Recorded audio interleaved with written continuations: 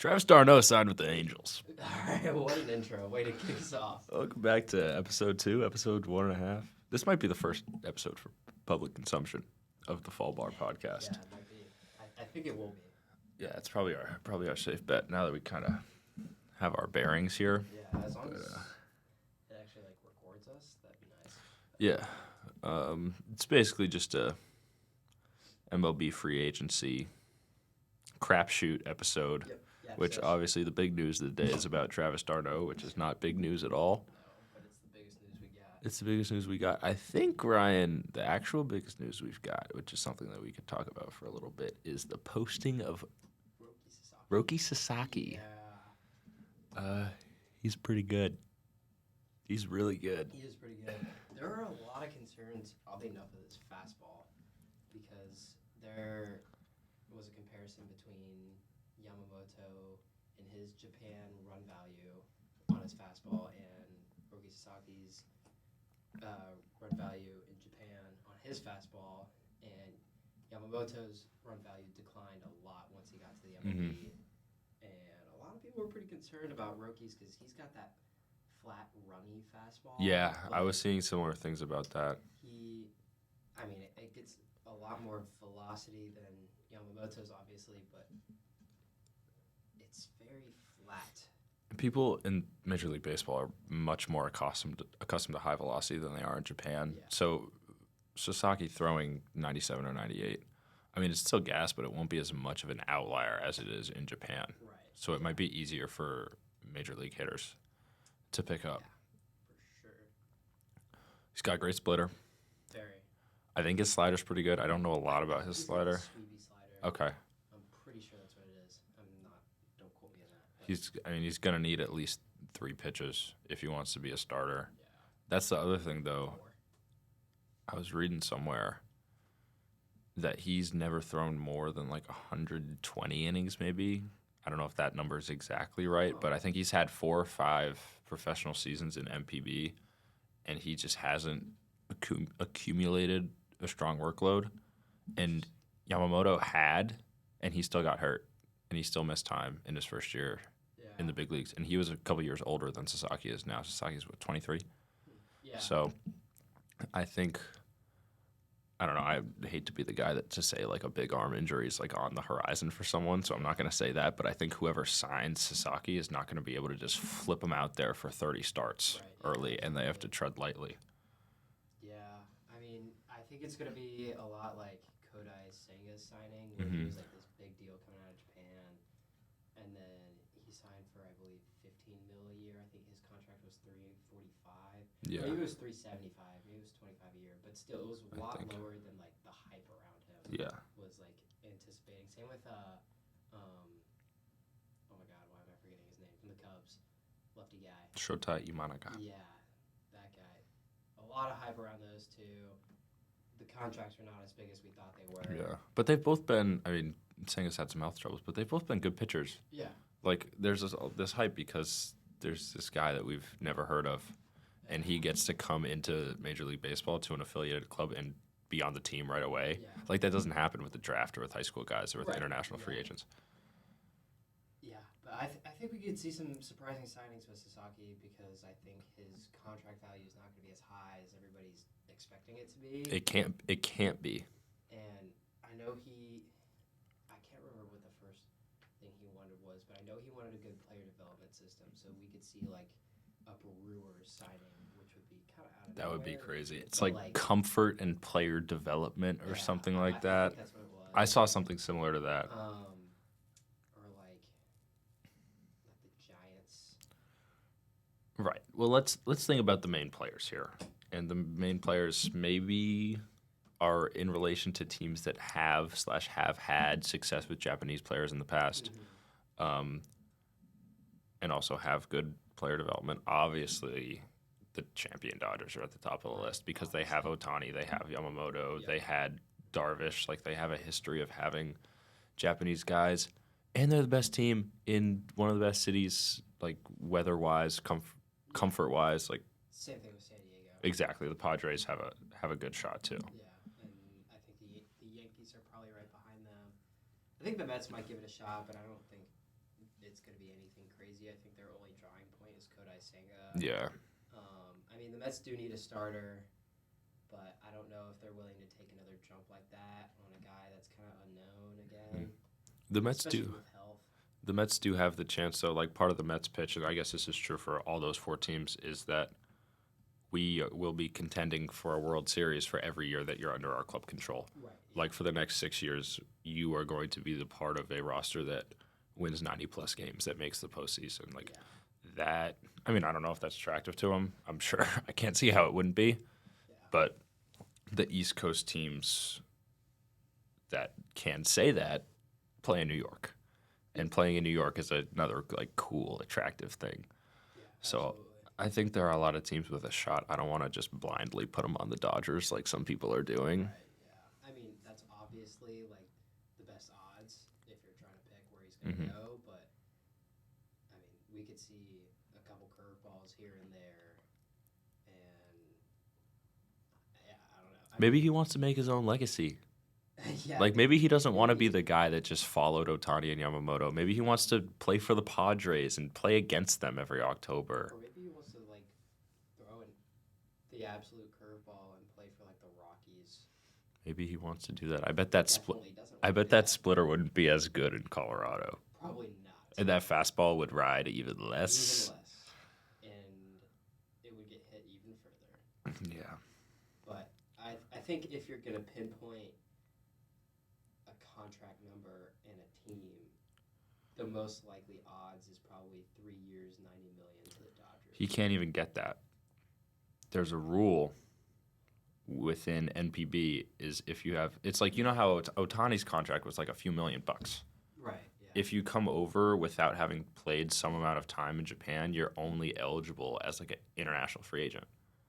So as much as somebody would want to give him that contract, the thing that makes it so exciting is you literally can't. Like, it's against the rules to pay him that much money. That's probably why you see the numbers that I was talking about with Yamamoto. Exactly. Like, those guys played enough in Japan to get those like major league free agent deals. Yeah. But that's also why he's like prioritizing comfort and development, Yeah. because he's not going to be making his bucks right away. Interesting. I did not know that. That's also why he could sign with the Brewers. Right. Yeah. That's also. Put him on the Brewers. Yeah. Put him on the Brewers and let him develop the nastiest sinker and cutter. And the whole sweeper kitchen and sink. Splitter, and then a fastball with like 30 inches of ride. All right. Well, there's that. There's Roki Sasaki. Yeah. He might be a little bit of a project. He might be. But he's got great stuff. I don't think he's going to be. I'm blanking on his name too. The guy who Fuji something. Shintaro Fujinami, maybe? Yeah.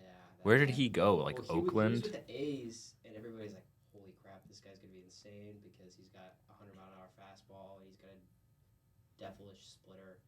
And then he went to the A's, and he had a 12 ERA. Yeah, that didn't happen.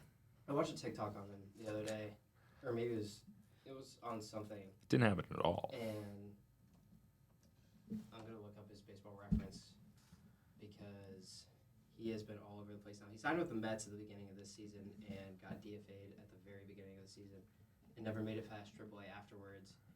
He didn't even pitch for the Mets. I don't think he even made the team. But yeah, 2023 in Oakland, he had a 8.57 ERA. Is that good? Not really. And then last year in Baltimore, he had a 4.85 ERA and that's his only career year in the majors. Yeah, that's it. Yeah. Sometimes it just doesn't translate. Yeah. So, but I don't think Sasaki's going to be like this. No. Guy. I mean, he's a 3-pitch mix guy. That's not what Sasaki is, and I think Roki's got a lot more to bring to the table. So. He also has so much left. He's 23. Yeah. Like, he has probably like That's how Fujinami. He was 23? Yeah. I thought he was older. I just figured he would be. Or at least that's what. Well, let's see when he was born.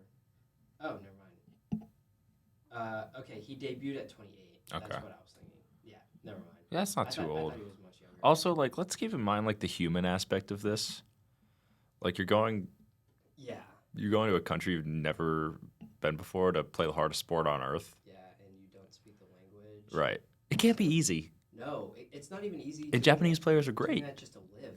Right. Like if I were to go over to Japan to just live my life for like a few weeks, Right. that'd be hard enough. It's not easy. These guys are doing all that. Well, Roki Sasaki is probably going to the Dodgers, but we're not sure. Yeah. Anyone can pay him. Well, anyone can pay him a little bit. Yeah. We might go to the Dodgers. Sneaky Atlanta Braves signing. Sneaky Atlanta Braves signing. They just don't. I just don't tab them as a Japanese team. I don't either, but like that's in Alex Anthropoulos's pay range like, to a T. Sign him and extend him right away. Yeah, all he wants to do is sign him to a 3-year deal for like $9 million a year, and then say, "All right, well, it was fun while we had you." Yeah, we gotcha. Yeah. All right, yeah, that's some good Roki Sasaki coverage. He's pretty good. Yeah. I think like the deadline for him to get posted is December 15th or something. So nothing's gonna happen there for a while. Yeah. And then he's got 45 days, I think, is the number until he has to pick. So there's gonna be this whole sweepstakes, and people are gonna be flying to Japan. He's gonna be coming here, and everyone's giving him their pitch. It seems like an interesting thing to do, to pitch your whole organization that he might know nothing about. Yeah. Interesting. That's crazy. We're gonna learn a lot more about him. We are. In the next couple weeks. All right. We are. You want to dig into free agency? Yeah, let's dive into the rest of free agency. So we did this thing here where we kind of split the league into 3 groups. Yeah. And you did the first portion of the splitting, and I included everyone, which we're not going to be able to talk about every team because that's impossible. But you never know. I think we can get through every team, but a lot of them are going to be like the White Sox, where it's like trade crochet and then get like every prospect. Yeah, we won't do that. We won't do that for a while. Yeah. We have like the big players, like the teams that you expect to be in the playoffs, you expect to spend the most money or have the best teams, and then we have a hodgepodge of mid-tier teams, which could mean a lot of different things. It could mean you might be selling. It could mean you're on the cusp. It could mean you're just kind of a low-market team. Yeah. And then we have the teams that should rebuild, which is basically teams that aren't very good or don't have much going for them. There are a couple teams on here like Pittsburgh, Washington. They have some young talent, but I think Pittsburgh's on the brink. Teams that kind of aren't really there yet. I think so too. But like, I don't really know what their spending looks like. I don't think I've ever watched a Pittsburgh Pirates team like spend money. Because they never have. Yeah. That's why you don't know what it's like because it's never happened. They're in a big city. They could be a big market team. I mean, they bring in a bunch of fans every year. They got that beautiful stadium. They have that beautiful stadium. I don't know how that beautiful stadium doesn't just print money. I know. All right, let's go up to the top. Yeah, let's do that. Let's go to the great state of New York. Let's do it. And there are 2 teams in New York. There are. They both want the same guy really, really bad. Yeah. And if they don't get that same guy, well, they can't both get him because there's only one of them. Yeah. Is going to be. Are you, as a Mets fan, do you think it will be a failure if you don't sign Juan Soto? No. I actually think, I was just thinking this. I think if the Yankees don't sign Juan Soto, it is a much bigger failure. I think you're right. If the Mets don't sign Juan Soto, because the Mets return their entire outfield, and they have Ronnie Mauricio starting to play outfield in the minor leagues. He's a good player. He's a very good player. And they have Drew Gilbert in the minor leagues in AAA, or about to be in AAA. He was kind of on the cusp at the end of the season. He just got hurt a bunch. But the Yankees have Verdugo as a free agent. They have Don't want him back. If they don't sign Juan Soto, they probably go for Santander. They probably go for Tyler O'Neill. Yeah. But if they don't sign Juan Soto, they don't just have that backup right there for them. The Mets can easily go out and just say, all right, well, we're just going to re-sign Harrison Bader. Right, they can replace him. 2024 bats, at least outfield-wise. Yeah.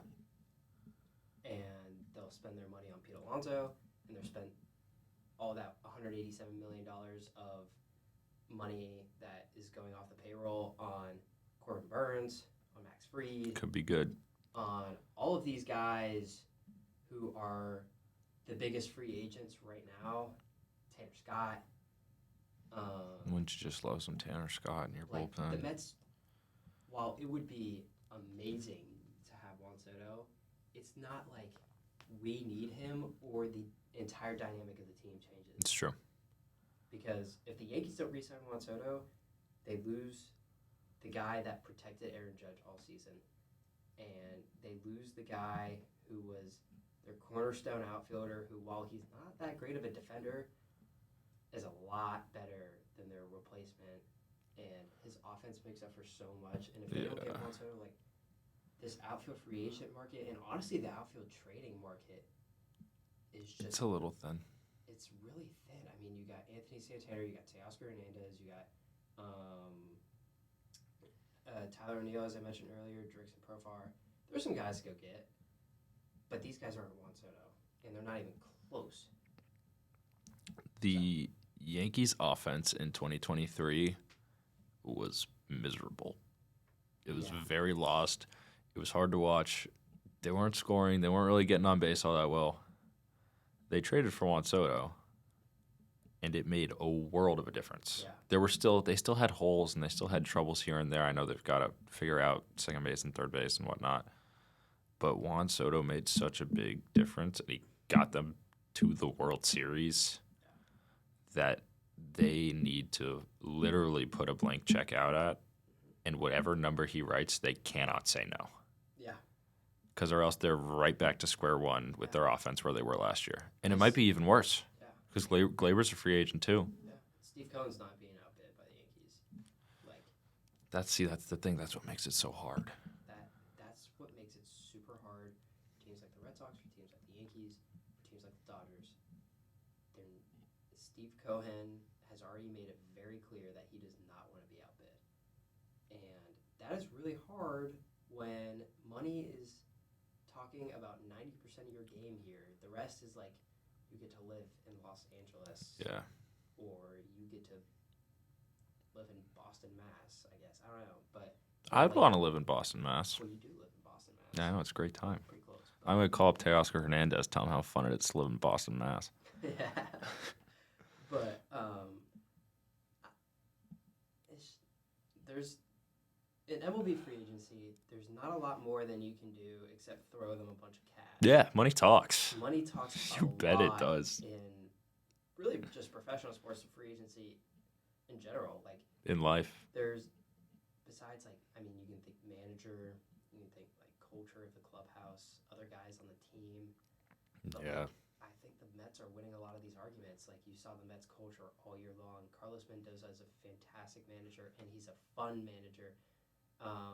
Soto has Soto's DR, so he wasn't with Lindor. He wasn't with Lindor.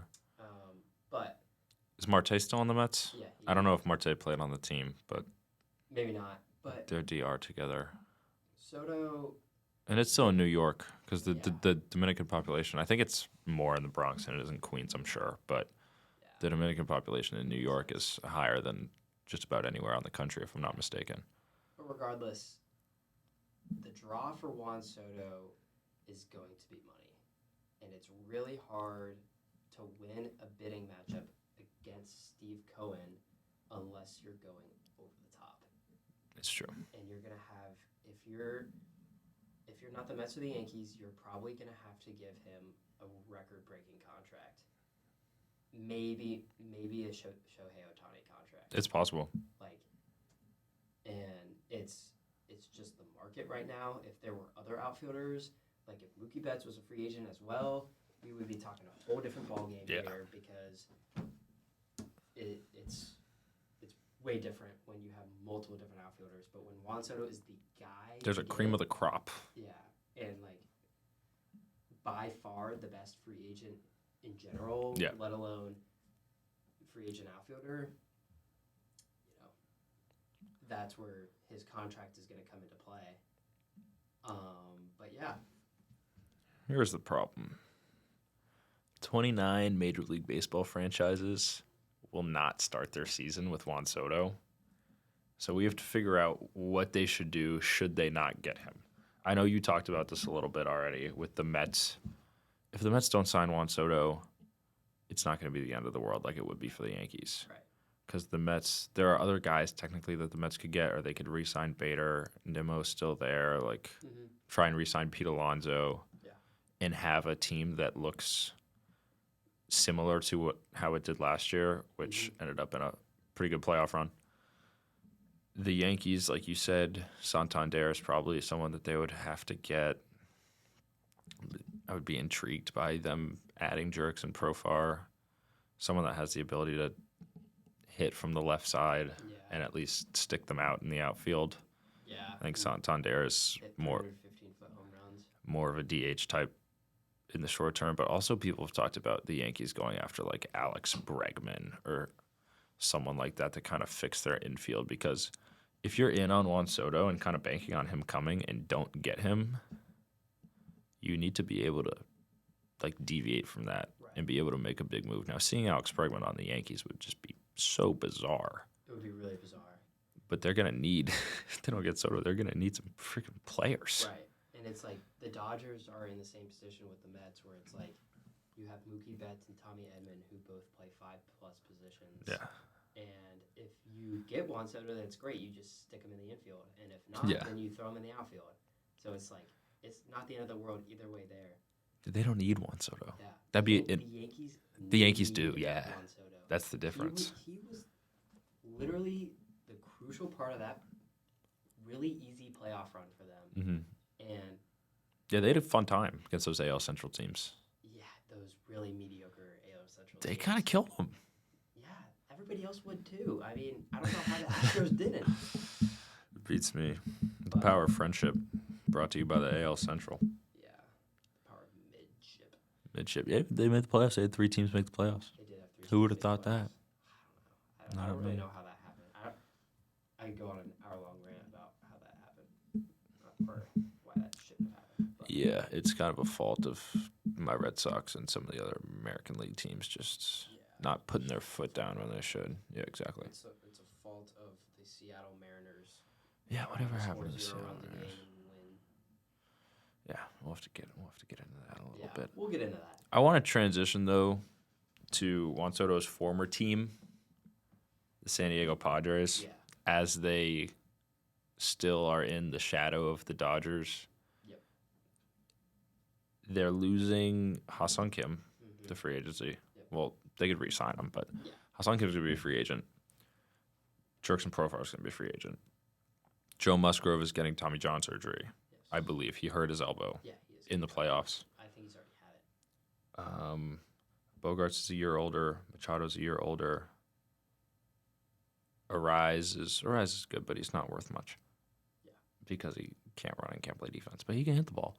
Darvish is a year older. Like, they're really good, but they're getting a little worse. Yeah. And if you can't hang up with the Dodgers, like, the Dodgers aren't going anywhere. Yeah. Shohei Ohtani's taking the ball next year. Like, he's going on the mound. He's going on now. So what's the plan for the Padres? Is it another big splash? Do they have another big splash in them? No. They kind of don't, right? They don't. They have spent about all the money there is to spend. They overspent on Bogarts. Mm-hmm. They sure Has been did. a very below average baseball player. It's been a bad signing. It's been bad value. It hasn't really been good. I'm pretty surprised by that because Bogarts was electric on the Red Sox. He was my favorite player Yeah. forever. I mean, he's still got it in him. He showed flashes of it Yeah. down the stretch. But he was over. No matter how good he was overpaid the second he signed that contract, and everybody knew it. They're losing 2 of their catchers in. Yeah, Carlos Higgy's Yoka a free agent. And Elias Diaz is a free agent, so they have one catcher now, who is Luis Campusano. Well, And, good luck.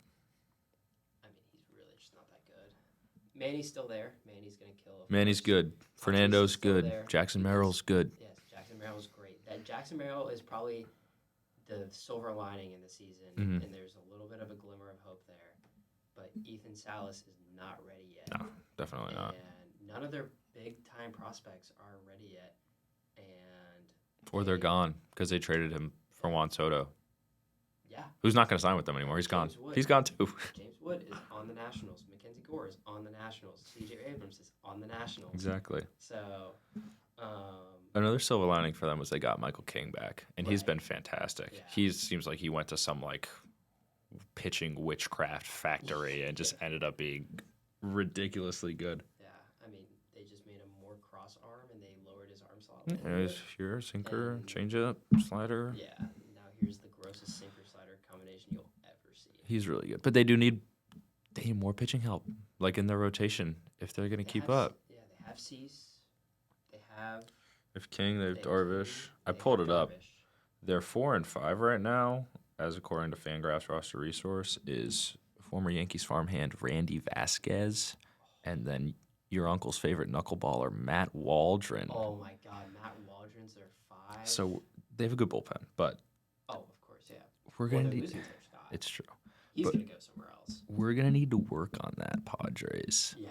The Padres should do who just screams Padre to me is Sean Manaea. I'm sure you want him back. Well, it also screams Sean Manaea because Sean Manaea was a Padre. I don't know. I just feel like he'd kind of fit there. The thing for Sean Manaea is if I personally go to an organization that completely turns my career around, I see no reason to not go back to them. How do you not stay? Unless they really, really don't want to give me the money. Right. He was as good as ever. Yeah. When he was with the Mets. He was his career best. And probably down the stretch. He was definitely. And if they want to have him back, why would you not bet on continuing that success? Yeah. The only way he would go somewhere else is if the money was different. Like you said, money talks. Yeah. I think the one guy who really pops out to me for the Padres is Max Fried. Yeah, because he's from Southern California. And it's a big splash, though. It is a big Do they have it in them? They're going to have to. I think they're going to have to. Now that I'm really thinking about it, they have probably a little bit more room than I would have thought because I don't think they're spending that much money on a rise. They're not. They have Bogarts, Tatis, and Machado, who are the big 3 contracts. But they're losing Profar. Cease's contract's not big yet either. King is still under team control. King is fine. Darvish's contract is it's up there. I think it's big. Crazy. I could probably pull that up. I think they can sign Fried. He's a very Padres player too. He's got it written all over. Yeah, I think he'd kind of fit there. Yeah. So I could see them doing that. Like Fried or a Blake Snell reunion or something of that sort.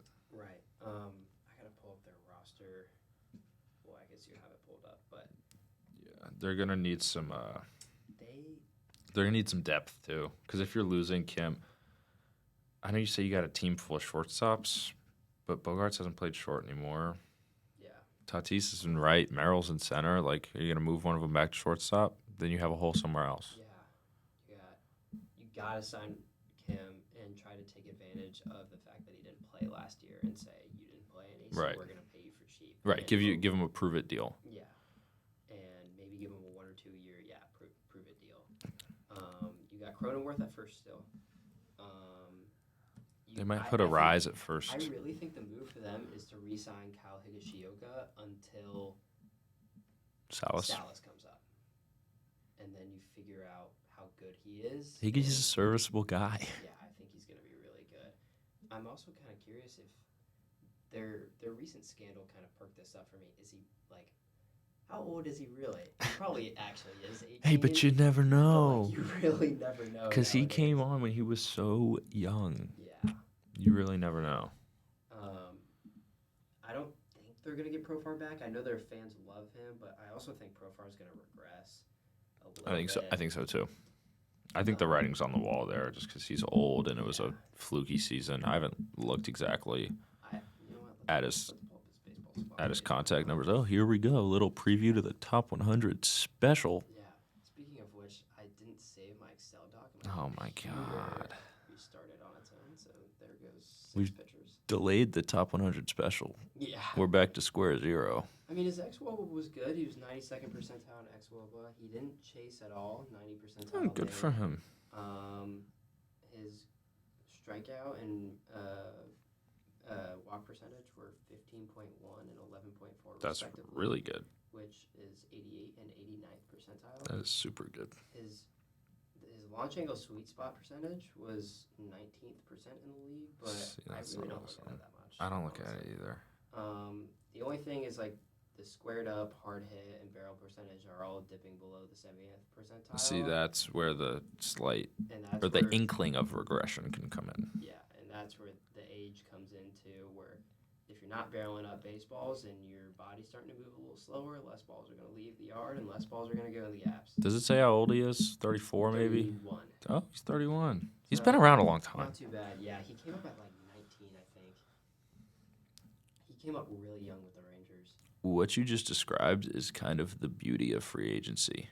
And it's what like makes people like you and me want to be in the room where it happens, because Jury and his agents are going to be like, look at all these great stats. Our strikeout to walk ratio is so good. And then whoever's trying to give him the contract will be like, meh, his hard hit rate was below 70th percentile. Yeah. Meh, he's not that good. Yeah. And that's his how these outside arguments average happen. was -7 and his sprint speed was 26%. Okay, yeah, that checks out. Well, maybe just stick him in a corner.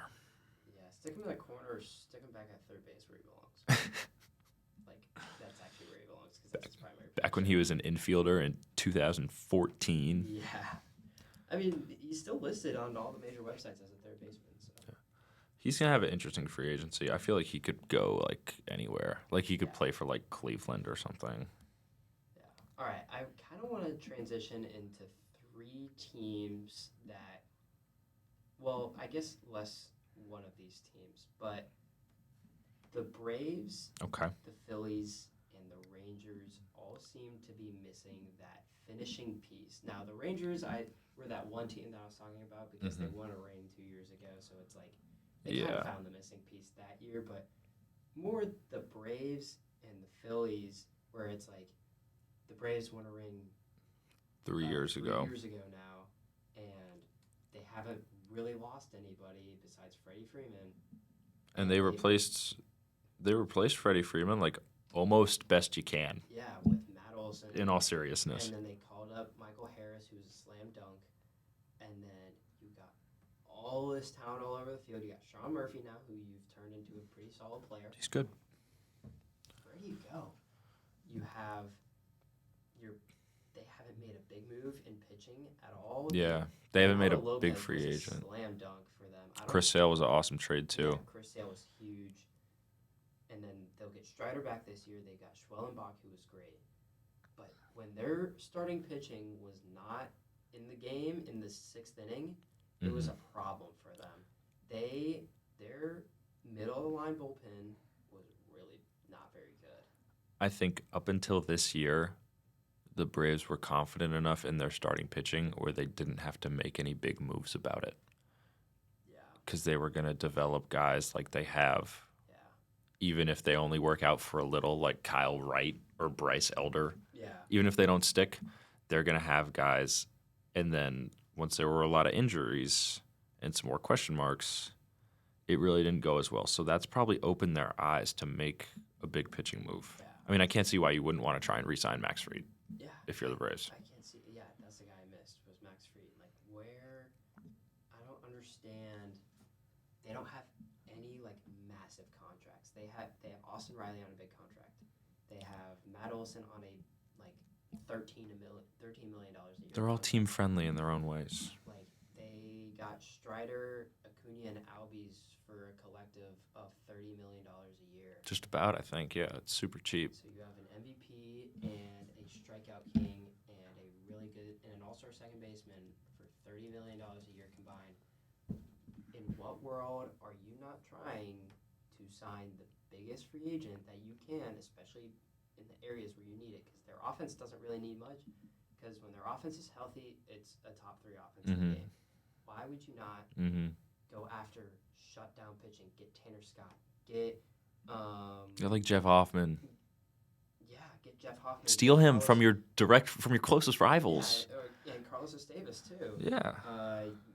You go out and try and pitch for Corbin Burns, who honestly is not as expensive as you would think, and Max Fried, get him back, and then sign somebody like Sean Manaea or Jose Quintana or let's see here. Yeah, get a big fish and then Severino, get a little fish. Yeah, get the big fish and then get 2 medium fishes and then and then they're good. I did not know Walker Buehler was free agent. He spent most of his time hurt, but he's been around a good while. But you grab a Blake Trinan,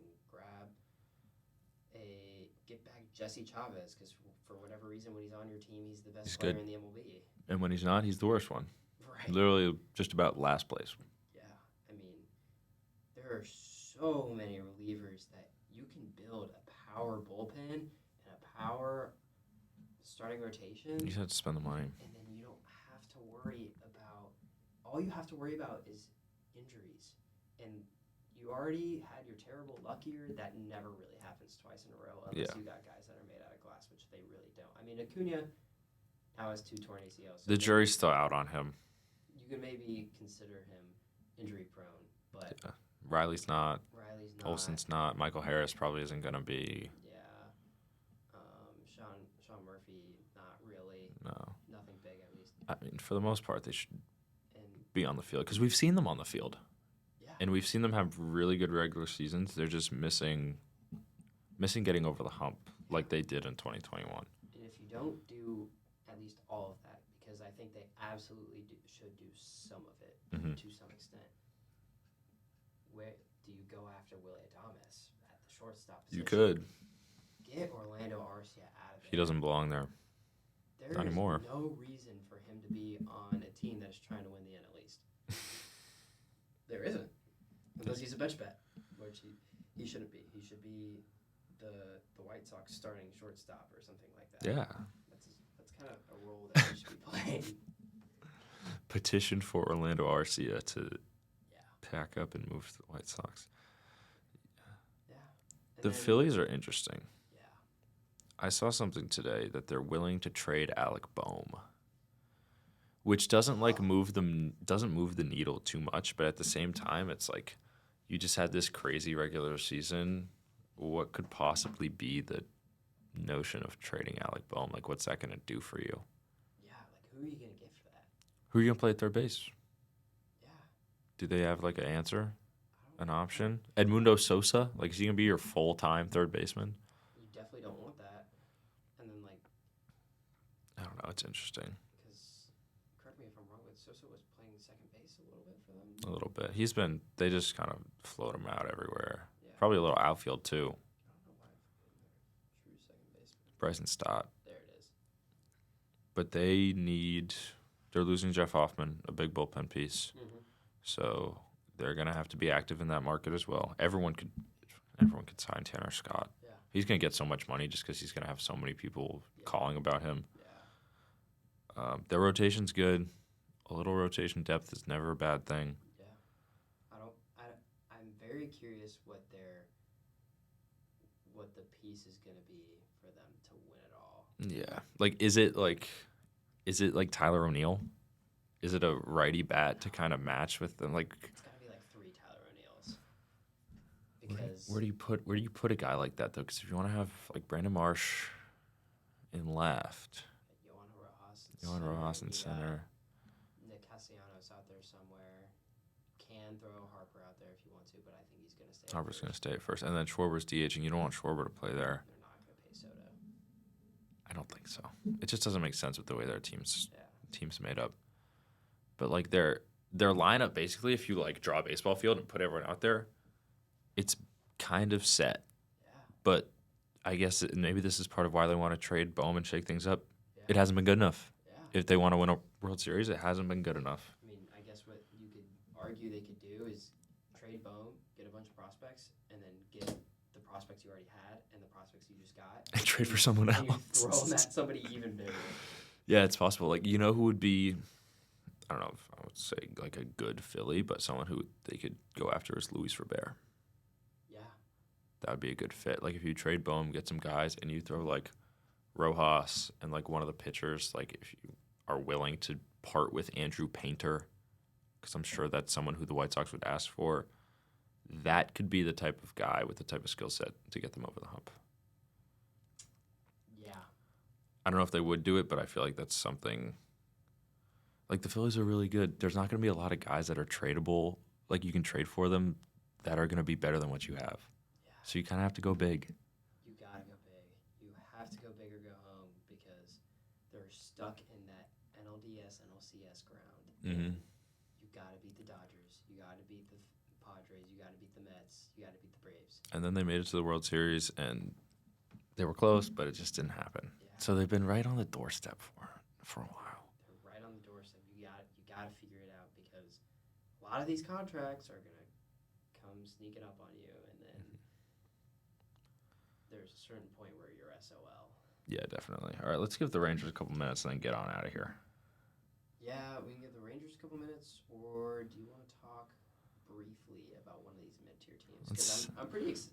Let's save them for a rainy day. We could Right. do some good time on the mid-tier teams a different day. All right, let's do that. Let's talk about the Rangers, and then we'll wrap things up. So the Rangers are getting back Scherzer and DeGrom, right? Is Scherzer still there? Is he a free agent? He's free agent. Okay, so they're getting back DeGrom. Yeah. They're losing Scherzer. They're losing Evaldi. I think Andrew Heaney is going to free agency. I think so, yeah. So they're going to need to supplement their pitching. Yep. Good luck. Yeah. You have Rocker. Rocker should be good. I don't know about Jack Leiter yet. Jack Leiter's going to be fine. I think he's going to be fine, I too. don't think he's ever going to be amazing. But Yeah. But they're going to need pitching in some form, whether it's like Kikuchi or whether it's bringing Evaldi back. I don't see them in on a huge starter because they've been in on huge starters like Scherzer and DeGrom, and they've had health troubles with those guys. Yeah. So they probably aren't looking for a super long-term investment for someone into their 30s. yeah. But they were not healthy last year, No. and it showed, and they weren't very good. So they need to just get players to help bolster and provide depth for if they go down. But their position player group is still, on paper, fantastic. Yeah. I mean, they had a couple down years with Semyon, and then Seager wasn't healthy all year, so that kind of... He was good, though, when he was on the field. He was very, very good when he was on the field. Josh Young was hurt, I believe. Josh Smith was good. Josh Smith, however, was a slam dunk. Wyatt Randolph looks, or not Wyatt Randolph, Wyatt Langford. Wyatt Langford, not Wyatt Randolph. I wish that'd be cool, but That would Wyatt be pretty cool. Wyatt Langford looks good. Yeah, Wyatt Langford looks awesome. Leody Taveras is like he's a serviceable major league center fielder. Jonah Heim is like a He's cool. He's a World Series catcher. He can catch. He plays good defense and he hits the ball solid. So Yeah. So basically, for the Rangers, if they stay healthy and get some depth pieces, they don't have to break the bank, but they should be at least close to being a postseason team. and you have still got. Well, I don't know if they have Nailao anymore. I don't know if They do. I don't know if they're going to keep him for much longer because he's kind of like he's a high floor, but he also doesn't really have too high of a ceiling. Like you really know what you're going to get. Yeah, I think the game plan for them is just focus on pitching. Yeah. And then see where your offense takes you. Maybe you make a slam dunk move at the trade deadline if you really need a